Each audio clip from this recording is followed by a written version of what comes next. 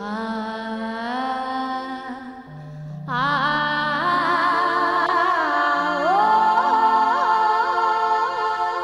केता। प्रिय शिक्षार्थियों, डोगरी भाषा के इस स्वयं पाठ्यक्रम में आपका हार्दिक स्वागत है। हमारा आज का विषय है समास। सम उपसर्ग और आस धातु से बने समास शब्द का अर्थ दो या दो से अधिक शब्दों को मिलाकर एक नया सार्थक शब्द बनाना है। शब्दों को समस्त पद में जोड़ते हुए समय उनके आपसी संबंधों को व्यक्त करने वाले प्रत्ययों का लोप हो जाता है।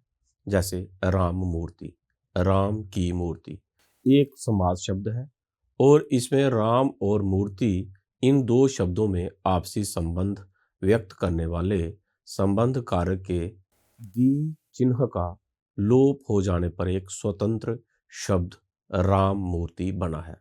समासों के भेद। व्याकरणों के अनुसार समासों के मुख्य चार भेद हैं: अव्ययी भाव, तत्पुरुष, द्वंद्व और बहुब्रीहि समास। डोगरी में इनका प्रयोग इस तरह से है। अव्ययी भाव समास। आमतौर पर इस समास में पहला पद अव्यय होता है जो समास के अर्थ में अपनी प्रधानता व्यक्त करता है और पूरा पद क्रिया विशेषण का अर्थ प्रकट करता है।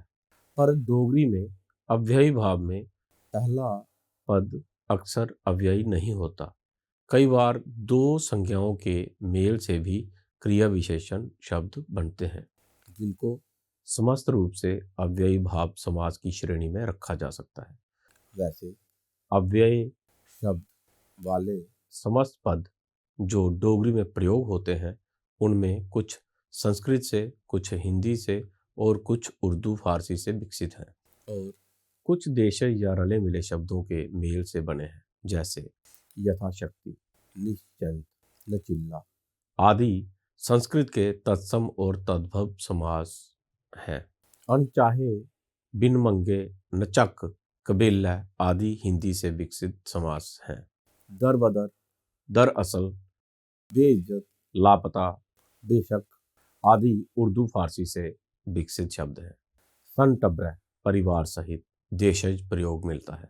इसके अतिरिक्त अव्यय का दोहरा प्रयोग, संज्ञा या दोहरा प्रयोग, सर्वनाम का दो बार प्रयोग, दो संज्ञाओं के बीच अव्यय या शब्द की आगम, संज्ञा आदि शब्द भेदों से अर्रार्ग या अन्य दूसरे तत्वों के मेल से बनने वाले समस्त पद क्रिया विशेषणों का काम करते हुए अर्थ में आधारक अश्योगात की श्रेणी में आते हैं। जैसे अव्यय का दोहरा प्रयोग, ऊने ऊने, कदें कदें, कुतै कुतै, तौले तौले, कोल कोल, बिचो बिच आदि। संज्ञा का दोहरा प्रयोग या संज्ञा के साथ किसी तत्व का योग, तिल तिल, पल पल, रत्ती मातर, दिनों दिन आदि। सर्वनाम या दोहरा प्रयोग या सर्वनाम के मध्य किसी तत्व का योग, किश किश, के, किश न किश आदि। विशेषण का दोहरा प्रयोग, चूर चूर, साफ साफ, सीधा सीधा आदि। तत्पुरुष समास। तत्पुरुष समास में दूसरा पद प्रधान होता है। पहला पद संज्ञा या विशेषण होता है जिससे कर्म, कर्ण, संप्रदान, अपादान, संबंध और अधिकरण कारकों की विभक्तियां होती हैं।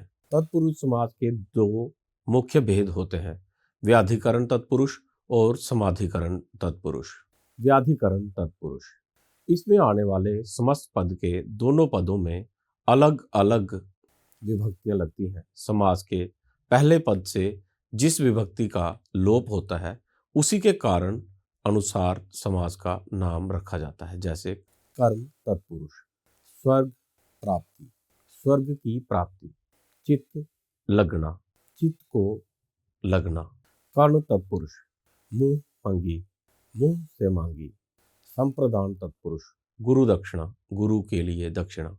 अपादान तत्पुरुष, देश निकाला, देश से निकालना। संबंध तत्पुरुष, सब्ज मंडी, सब्जी की मंडी। अधिकरण तत्पुरुष, वनवास, वन में वास। समानाधिकरण तत्पुरुष, समानाधिकरण तत्पुरुष समास की व्याख्या कारण में दोनों पदों को एक ही विभक्ति में अर्थात कर्ता कारक की विभक्ति लगती है। इस समास का दूसरा नाम कर्मधारय समास है। डोगरी में समानाधिकरण तत्पुरुष का प्रयोग इन रूपों में मिलता है। पहला पद विशेषण और दूसरा विशेष्य। भला मानस, नील गौ आदि। पहला पद संज्ञा और दूसरा पद विशेषण।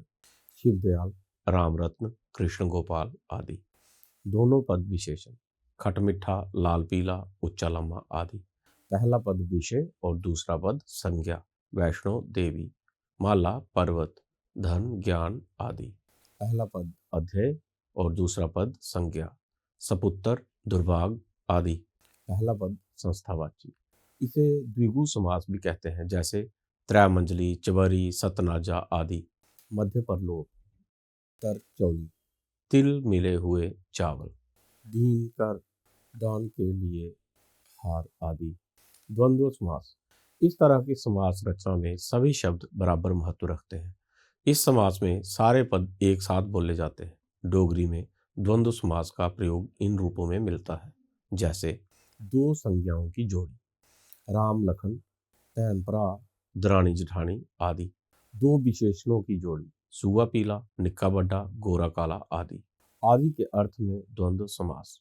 आदि के अर्थ में यह समास कई रूपों में प्रयोग होता है, जैसे साग सब्जी, ब्याह शादी, पुख त्रे, चंगी माड़ी, अंदरबार, खुशी गमी, चिट्ठी पत्र आदि। बहुब्रीहि समास।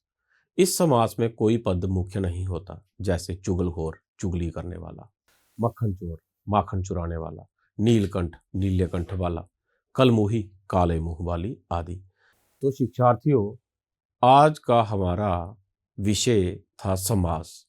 उम्मीद है आप सबको इस ई कंटेंट से अच्छी जानकारी प्राप्त हुई होगी।